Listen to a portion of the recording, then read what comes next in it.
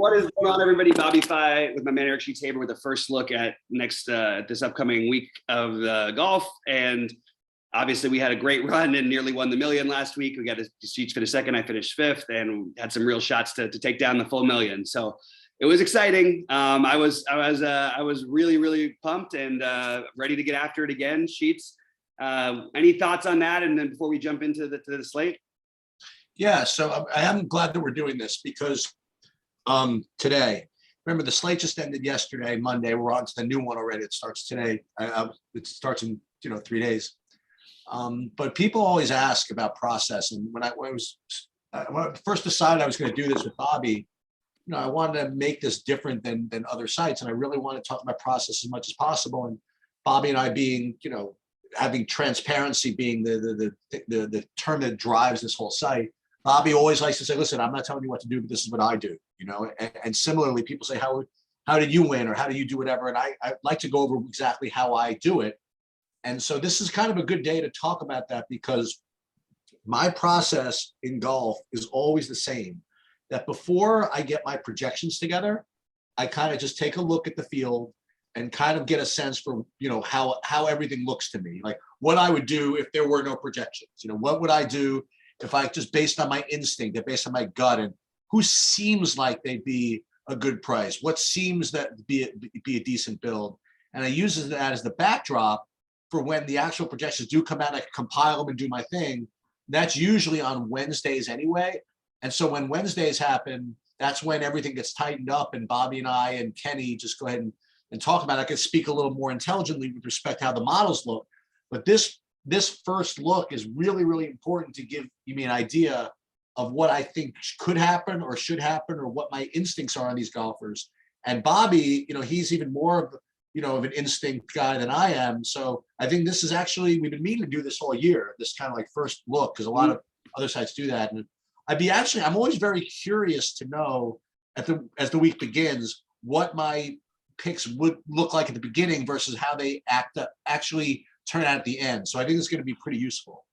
Yeah, and it should be interesting because this is before I've done, my research and everything like that. And this is just sort of a first look, and it is going to be based a little bit more on instinct. But I do tend to try and go with that more. I mean, if you're not going to be able to analyze a certain sport and there's other people with every tool who are all doing things differently, sometimes, relying on what you've seen. And one thing I've really tried to spend time doing this year is really, really watching a lot of golf. And in that, you end up learning a lot, whether it's from the early streams and just certain holes and juggling it back and forth and having it on in the background when I'm doing all my other stuff, because it really, really has helped me understand things a lot better than I used to, and how perception drives ownership. And oftentimes that's wrong. I feel like Cam Smith is kind of a reasonable example of that, because some of the advanced numbers don't always love him because he's incredible on his approach game and around the greens is incredible, but it's hard to rely on putting as being a super strength on most courses.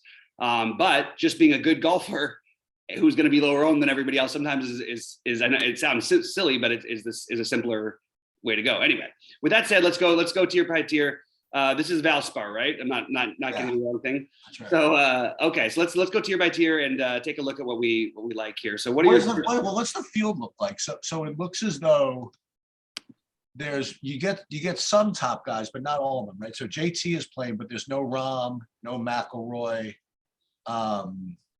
Yeah. So I guess with the exception of that, though, it looks like the field looks at least somewhat similar. I will say this, and this is going to be a take which I'm probably going to stand by when it comes to Thursday.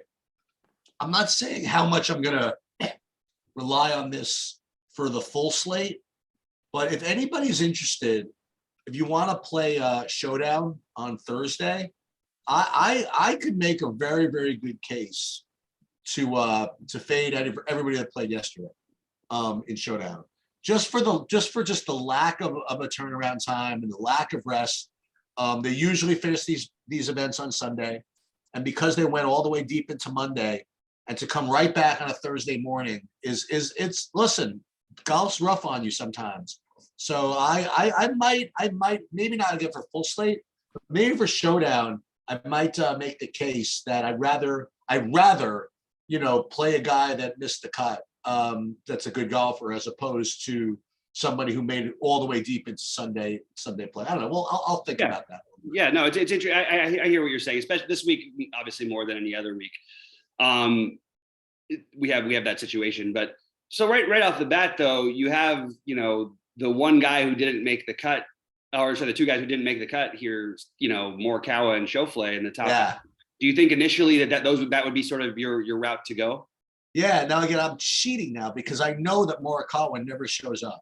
So I'm in the model. So I'm thinking that Schauffele would be the combination of what I think could be a good model play and an instinct play and a, fade the guys that ran deep play.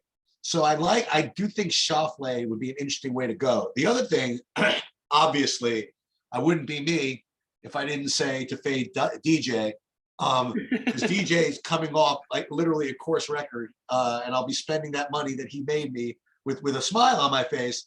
But yet he did set a course record, having done nothing for basically 2 months. Can I throw one other thing that was crazy about the course record part? Yeah. He actually, I think he was only like, what was he, 1 under through 9 or 1 under through 8 or something? It was all the back 9. The back 9, which this was like wild. I was like, oh my God, how did that? He literally came out of nowhere. And it was doing stuff he never does, like make like 11 footers. It's just, forget the 63-foot hole out. There were like 11 footers throughout the whole back 9. He just kept making. I didn't get it. Anyway, so I there's no way I'm playing him, but I think Schauffele, he probably is going to be my top choice among this top group. That would be my guess. What about you? Yeah, I think that as it stands, I mean, just my actual take is that I can't ignore, like, Victor Hovland did not have his best tournament by any means. And he missed an eagle putt that would have put him in the lead, which I actually didn't want to happen because it would have, you know what I mean? You really want your lowest owned guys to win the tournament, and Cam Smith was like 5% and he was like 13%. But I wanted him to be in the top range. But I just want to point out what he's, win his last tournaments, and it's just absurd. I mean, going back to November, you have a 1, a 30th, a 4th, a 1, and a 4th, and went with 1 cut in between, and now a 9th. That's sick. It's pretty ridiculous, man. I mean, and the kid is pretty unflappable, outside of maybe his little argument with that was great. And that was great. Dahman over there, which that was frustrating because I had 2 guys out on that course. I'm like, come on, guys, let's stay. I just didn't want to mess with anything. But I have Hovland, Morikawa, and Schauffele as probably my favorites. But it feels wrong, and I don't like that I like everybody at the top. But Dustin Johnson, I just feel like that was the worst possible result for him last week. What's weird is the one really bad wind day, he was the only player to shoot a bogey-free round. Crazy, and then right? he just couldn't make he couldn't make a par the rest of the tournament. Basically, It felt like, and he still finished 30th. So they're all in my mix right now. It's first look, but I do like the idea of the Schauffele, Morikawa, Hovland as my main guys. And I am open to when DJ gets on runs. The only thing about that, what you said that I'm struggling with, is that when he gets up, we've seen this before from him. He'll go on these runs where he doesn't just win; he'll end up winning like he won a tournament by 6 strokes. That he made the cut on the number and was 12 strokes back at the lead. That's insane. So all of them I'm interested in, but I do think Schauffele, Morikawa, and Hovland are my favorites. I mean, more to the point, like Dustin Johnson can win this to compare apples to oranges. Dustin Johnson can win this tournament by 5 strokes, and Xander Schauffele is never winning this tournament by 5 strokes. Probably not. They'd be very unlikely. Yes, I agree with that. In the next range, we have an interesting situation here because the ownership will go to Lowry, right? To some extent, because he has been really, really good and been on winning lineups basically the last 3 times he's played. He's sort of ended up there. He's a little bit more pricey now and closer to the other guys. Even when even with the 13th, he had the hole in one. So of course his score was as good as like 6th or 7th, even though he was the 13th player last week. He's in really good form after being 2nd the week before, and then or the tournament he played before, and then 24th and 12th before that. That was basically his only results this year, this season. I mean, this in the new year. I'm sort of struggling with some of the guys in this range because they feel too close to the guys who I like at the top, but I don't know. Who are you looking at in this range? Because I'm struggling with a little bit outside of Fitzpatrick, who I know I'm going to go right back to. So you can't help it, but you know, when we both have like these big runs in these tournaments, like point out some of the ironies of some of these lineups that we had, right? So the best was that the guy who ended up winning the Millie got a couple of good last holes from Oosthausen, who I picked to win the tournament to get us. At +2, right? He ended up like +2 or something. I mean, yeah. He had a really bad stretch of holes. And Louis, let's just put it this way: he's not exactly the most -2, I guess. mentally focused. You know what I mean? Like he doesn't really he doesn't really handle that well. Weather conditions like that, whatever, in all those conditions, you can just tell he can get frustrated. I'm just happy he finished the tournament, I guess. For that other line of that. I think that I would go back to him. Hatton had just a good run of holes in the back nine area for me. Burns played pretty decently. Answer was pretty good. I think that Fitzpatrick, it's going to be one of those where he didn't make the cut, and this is what people are going to say. They're saying, "Boy, I'll go right back to Fitzpatrick after we miss the cut." I'm going to tell you right now, I'm going to go right there with you. And he's going to be really chalky again. They just do. I mean, they're not idiots. So I'm going to join them, I think. I mean, I would pick Fitzpatrick, probably over all these other guys at this price. But I would also, and this is chasing, okay, because he's getting an enormous price bump. But I just out of even sympathy for you, I probably would go right back to Fleetwood. You know what I mean? Like, I obviously wish you could play him again at 7,400 or whatever it was. Yeah. But I just don't think that's going to happen again. So I might consider going back to him. And it's funny to say, like, how can you play, Fitzpatrick, Fleetwood at a higher price than even Fitzpatrick? But I like both those. I would say that my favorites in the range would be Fitzpatrick, and I guess Fleetwood, and I would go back to Oosthausen actually. Yeah, I have no problem even with the price on Fleetwood. It's frustrating. Look, when you have a guy who shoots 6 under day one and then basically just can't make a putt for 3 days and still ends up in the 19th or 16th or whatever the hell it was. It was frustrating a little bit to watch because he had an eagle that turned into a bogey. That it was like a 14-foot eagle putt, and he ended up turning that into a bogey. And it's just, it's easy to go back and say, oh, if he just makes a birdie there, I'm good. You know what I mean? Like, yeah, it doesn't work that way, though. Unfortunately, it doesn't work that way. Unfortunately for me, I guess I'd say in that last week. But yeah, I think that Fitz and Fleetwood are actually my two favorites. And I still believe in Fleetwood's game more. I understand he's frustrating, and everybody's like, why do you play him? And then he's not scoring all that many points. He didn't have as many birdies. He didn't have the eagle last week or anything like that. I don't care. I like him. I think he's still an overlooked golfer. I'm curious to see what his ownership will be because I don't think it's going to be especially high. But my ranking for this range is Fitzpatrick 1, and probably in terms of ownership, I will have Fleetwood 2nd as of right now. And then I would go Burns, then Lowry, then Answer. Again, I like everybody else too, but it's just those are my favorites. I don't mind anybody who wants to go right back to Tyrrell Hatton. I think he's again another one of those guys who's a really good golfer. He would be probably right after Answer for me. But I'm sort of going to let ownership and a little more research dictate before I make my final commitments. But that's the way I've got it ranked right now.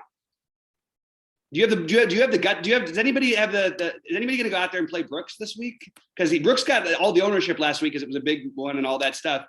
And in spurts, he's looked really good at moments over the past months, but he just is. There's no consistency there. Where do you stand with all these guys? No one's going to play him. I mean, he's just not that guy. He's the guy who always just shows up as a bad player, and he'll put up, but he's always going to be low owned. So it's always that question, right? It's always the question: is it worth the low ownership? Maybe this is the week. I'm not going to argue with it. You know what I mean? Because again, guys like DJ for me never show up either, and he could put up a ceiling too. So, right? So Brooks can totally win the tournament. I mean, like without even thinking about it. Like he'll win the tournament more often than just to pull up these names. Probably than any of these guys, to be honest. Hatton's not winning. You know what I mean? I should now he's going to win. I don't know about that with Hatton. I think you underrate Hatton a little bit, even though I know that. I always think of some guy who's like 8K who I'm just like playing. You know what I mean? I never really think of him as like a guy who's going to win. Because you usually only see him though. The reason that happened, and that same thing with Fleetwood, why he's as cheap as he is, although he's not doesn't do what Hatton does in general. But the reason why he gets overlooked or he gets priced down is because he's usually only playing in the very best players tournaments. And there are a lot of the best players, but some of them are definitely not here. Right. So, and I'm just gonna again just for what it's worth to go through Hatton's last rounds. There's every round this year. Tied for 9th, tied for 6th, tied for 4th, tied for 2nd, tied for 13th. That's pretty solid results. And I don't think he feels that he's playing his best yet. So I'm sort of interested there. Anyway, go ahead, Sheets. Sorry. So you like the 8Ks? No, but you said you like Usti the best? Yeah. Oh, well, I like those three. Fitzpatrick. Oh, okay. Fleetwood and Oosthuizen, but Fitzpatrick the best. My fault. Okay. Yeah, let's do the 8Ks. Why don't you start this one off? Yeah, I got some opinions here. So Webb, I don't know, man. I just feel like a big sucker having played him last week. But you know what? The thought process was there, and he was 0% home pretty much. But here's a couple of comments. Number one, Day and Watson. I'm gonna ask. I'll ask you and Kenny if it's okay to play Day. I don't think I'm gonna play Watson or Noren.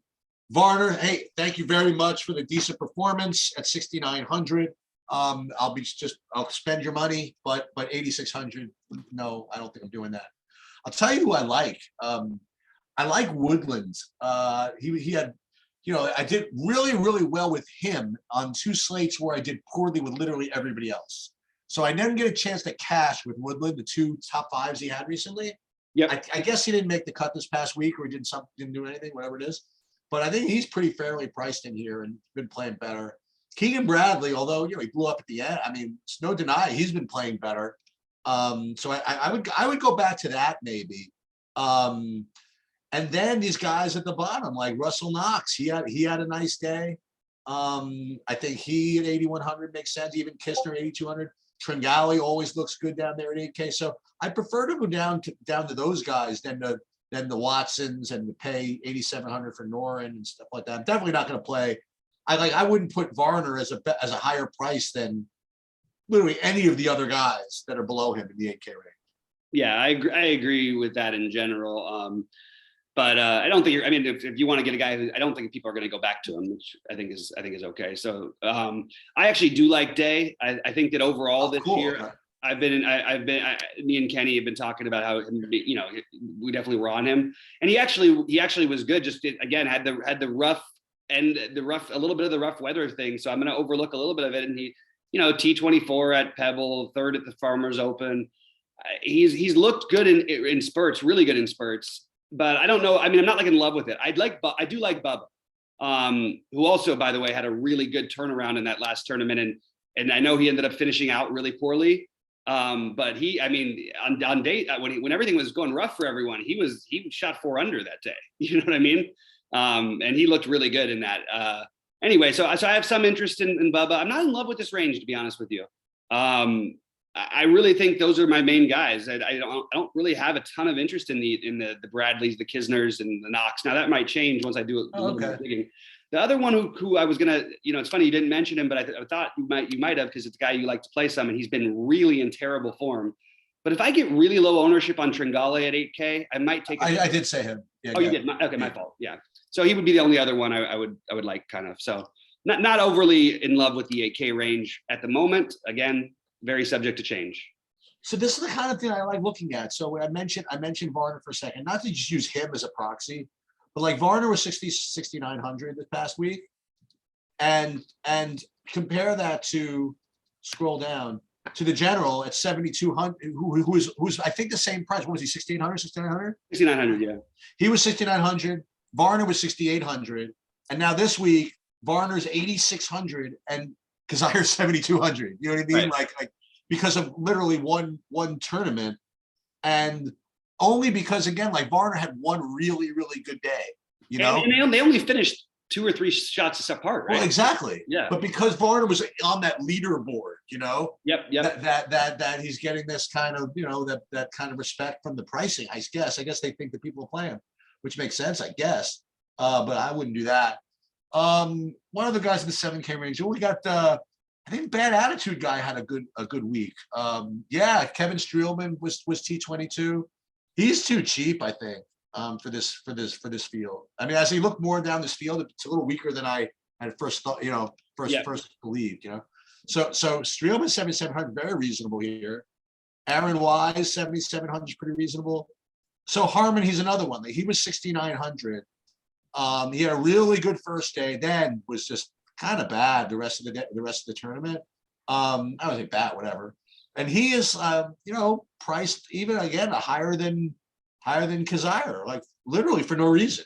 I literally for no reason. There's no way. And I haven't even looked at the course and whatever it is. There's no way that Kazire is that much worse on this particular course than say Brian Harman, like for example, right, to justify not the same commensurate price adjustment. So Vegas, Molinari, Redmond, Griffin, I guess appears somewhat reasonable, 7,400.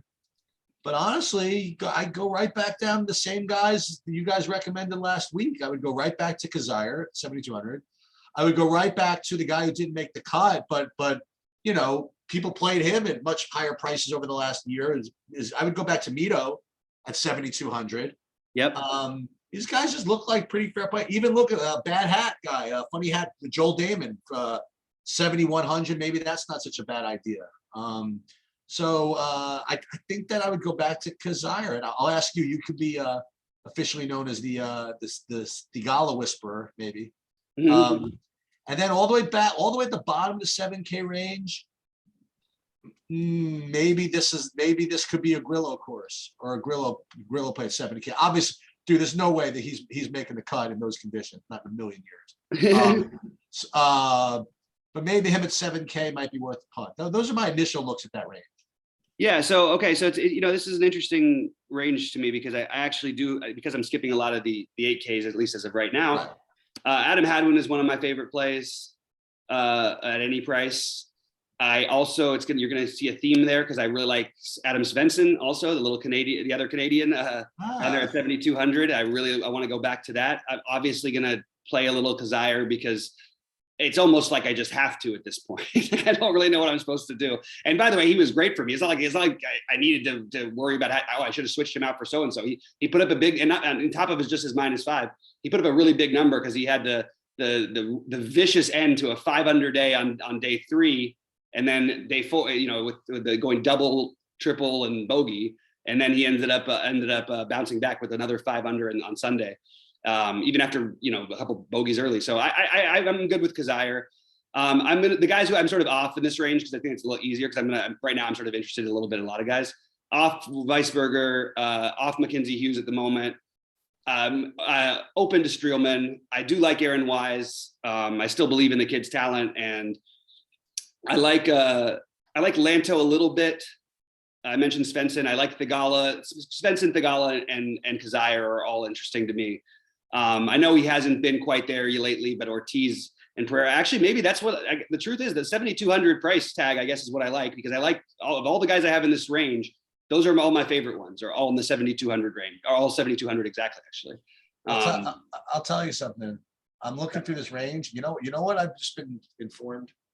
The DraftKings lobby has basically justified my take. Okay, so I want to just show you something. Paul Casey down in the final hole, he already withdrew. Yeah. Oh yeah. Sebastian Munoz, who basically had a chance to win and went totally on tilt on Sunday. Yep. He dropped. Doug Gim, big performance at the end. He withdrew. So first of all, I would expect maybe some more withdrawals. I agree with that 100%. But think about this. So Cam Smith, he's not playing. I don't think he ever was. Casey's out. Lahiri, I don't know, maybe he was never registered. So all those guys that were kind of in contention. I mean, not all of them, but some of those key guys that were like kind of part of the story. They don't feel like playing. You know what I mean?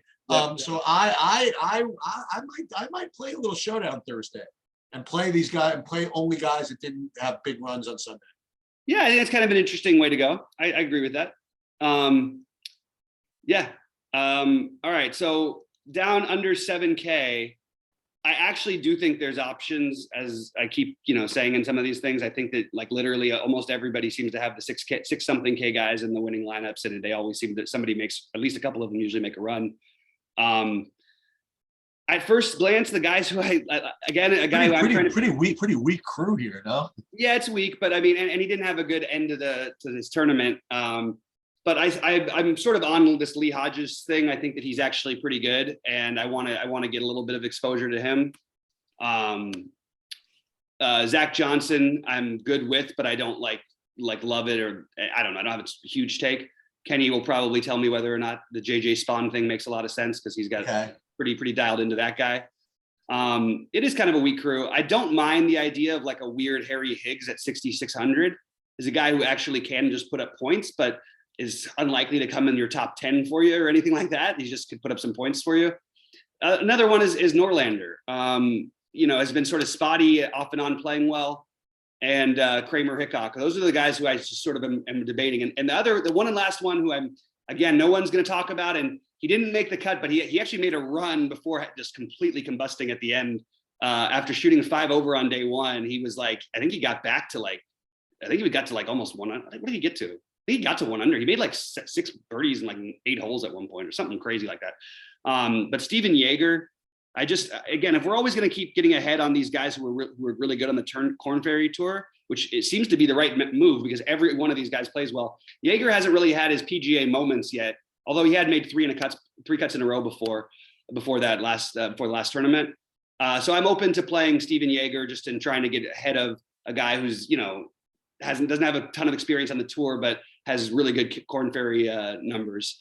So those are the guys who I mostly am focused on if I was going to play any of it. But you're right, it is pretty ugly outside of even including those guys. It's a little ugly. From the bottom up, maybe 6,300 Bryce Garnett. Yeah, and then this Bramlett guy, he made a couple of cuts. Bramlett might not be so bad at 6,700. Then like Shank is always a guy. John what's he done? Has he done anything recently? Yeah, he actually did a T9. Yeah, the 1 week we didn't play him. And a T12 at our set. Oh, I'll do that. Yeah, all right, I'll do that. Yep. Neesmith's seems to always be literally at 6,800. I don't know. Martin Kamer still plays. I didn't even know that. Lee Hodge, as you mentioned, Ramey, Pat Perez. Yeah, it's a rough crew. And we'll let Kenny give us the permission to play JJ Spawn and the other guys we've never heard of. Let's see. Who's going to be? We should do a prediction. Like what guy? I forgot one more. I forgot one more that I actually really like, and that's another one that I'm trying to get ahead of. Another one who was good on the Korn Ferry Tour. When you look at a lot of these Zalatoris wins and things like that, the guys who were second in those times were guys like Joseph Bramlett, and he's another one I wouldn't mind getting ahead, like just ahead of the field in general on. And he's actually been pretty decent, especially when you factor in what his price is. But just making 5 out of 7 cuts and actually making some top 30s, and at 6,700 I think that's okay. So again, a little bit of a weaker field outside the very, very top guys. So I don't mind taking some shots on these guys. But again, more of the 7K range feels like what to do. I feel like I'm going to be loaded in the upper range and the 7K range for the most part. Yep. All right. Well, guys, this is our first look for Valspar. We're going to be back with a more in-depth video tomorrow. Yep. I wish everyone good luck. And try and pull a Sheets and get second. Or if you're having a rough go, pull a fifth and get. And by the way, all right, now again, we talk about golf being variant or whatever it is. Listen, I'm very, very transparent with everything. And you guys will notice, if you go back into the Discord, like basically 3 weeks in a row, it was my same thing. 0 at 6 for 6, 0 for 6 for 6, crushed, haven't done anything. My takes can't be worse. So golf is like that sometimes. That's what's cool about golf. You can make your lineups and be so freaking stoked that you have the guys that you have. Right. And then next thing you know, you're like 3 for 6. Well, like, what happened? You know what I mean? So, no, it's funny because what's happening in golf a little bit is what happens sometimes in NBA with us, where you tend to not lose as consistently. But when you win, and sometimes you do win the big ones too. Don't get me wrong. But I tend to win the bigger one, or win a tournament maybe more often. But you might have more of a steady cash thing. Right. And the weird part is in golf, it's been flipped for us, and you sort of have the high range of outcomes, and I'm sort of more in the steady, usually just doing well with a little bit of an outlier here and there for the double digit, or the 5 figures. Whatever works. Whatever works. Yeah, exactly. All right. Well, good luck to everybody this week. and we will see you with another video for golf tomorrow.